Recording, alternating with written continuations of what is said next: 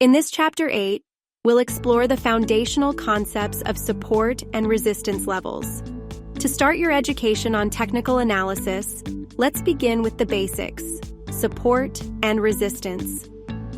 In this chapter, we'll be covering, first, Forex support and resistance; second, trend lines; thirdly, channels; lastly, how to trade support and resistance. Forex support and resistance. Let's start with the most basic concept of price action analysis. Look at the diagram. As you can see, this zigzag pattern is making its way up. When the Forex market moves up and then pulls back, the highest point reached before it pulled back is now resistance. As the market continues up again, the lowest point reached before it started back is now support. In this way, resistance and support are continually formed as the Forex market oscillates over time.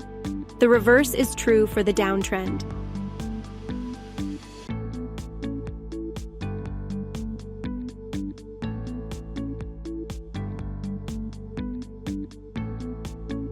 Plotting Forex support and resistance.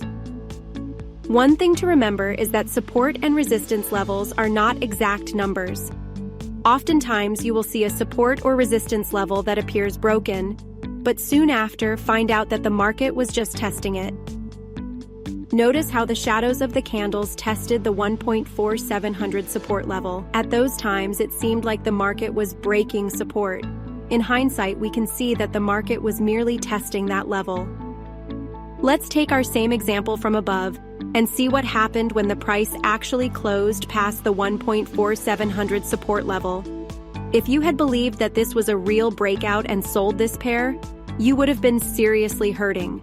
Looking at the chart now, you can visually see and come to the conclusion that the support was not actually broken. It is still very much intact and now even stronger.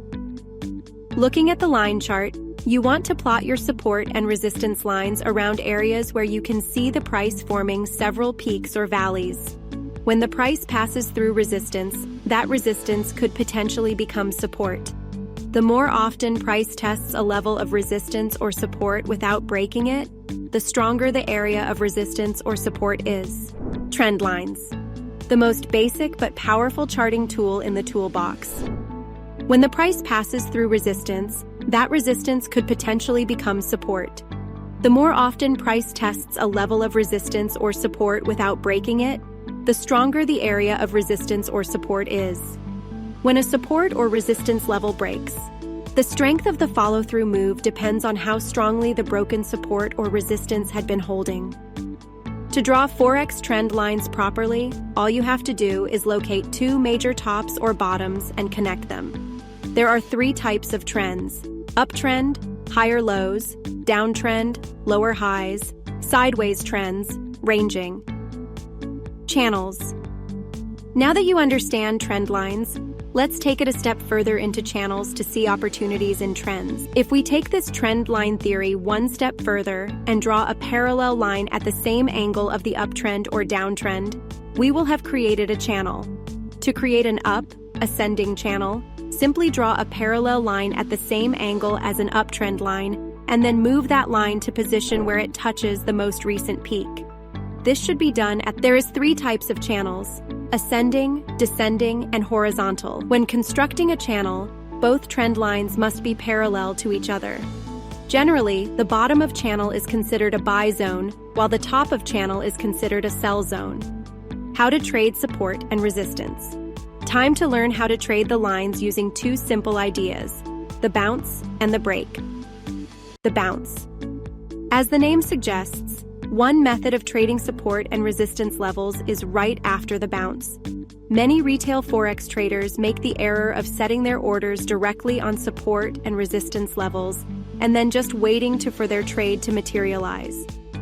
When playing the bounce, we want to tilt the odds in our favor and find some sort of confirmation that the support or resistance will hold. For example, instead of simply buying right off the bat, we want to wait for it to bounce first before entering.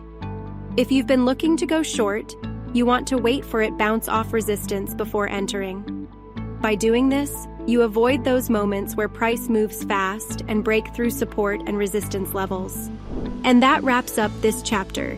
We've gone over the essential concepts that will help you navigate the Forex market, providing you with a solid base to grow your trading knowledge.